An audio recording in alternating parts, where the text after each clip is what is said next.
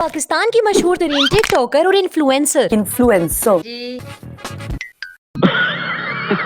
अब वीडियो तो इस पे मैंने बहुत पहले बना देनी थी, लेकिन इसी के स्टेटमेंट ने मुझे रोक रखा था। जितने भी लोग देख रहे हैं, जितने भी लोग यहाँ पे बैठे हुए हैं, मैं आप लोगों से वादा करती हूँ कि यार ट्राई मैं अच्छा कर सकूं। तो मैंने सोचा कि जब एक इंसान अपना कंटेंट बेहतर करने का वादा कर रहा है तो क्यों ना उसको एक मौका दिया जाए।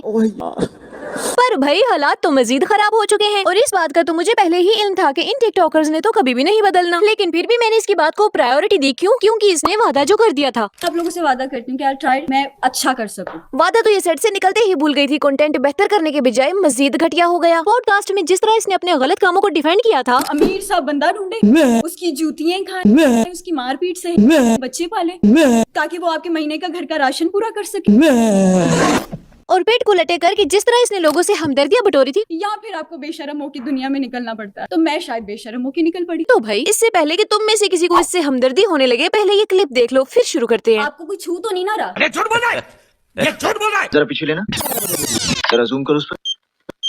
आपको कुछ छू तो नहीं ना? छू तो नहीं,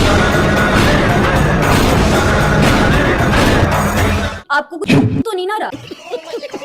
बातें तो इनकी इनके एक्शंस के साथ मैच ही नहीं खाती। ये कहते कुछ है और करते कुछ है। बस लोगों के सामने ड्रामे करके तस्वीर बहाकर वही बेगैरती से भरपूर लाइफस्टाइल मेंटेन किया होता है इन झूठे लोगों ने। तो फिर अब वक्त हुआ जाता है बेगैरतों को गैरत दिलाने का।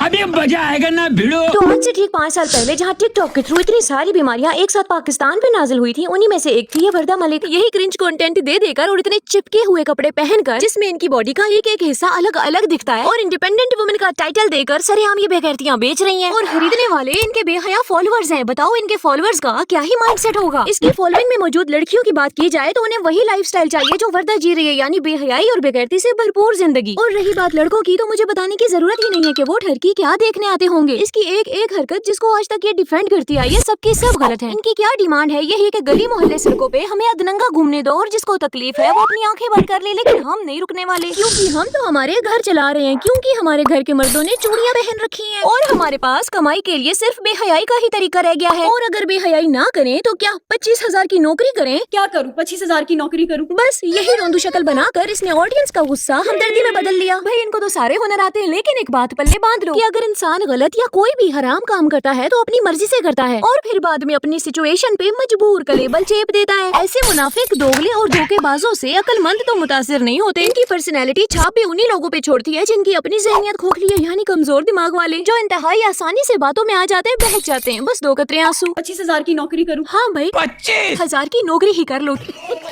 क्योंकि वो इस बेगैरती से तो बहुत बेहतर है।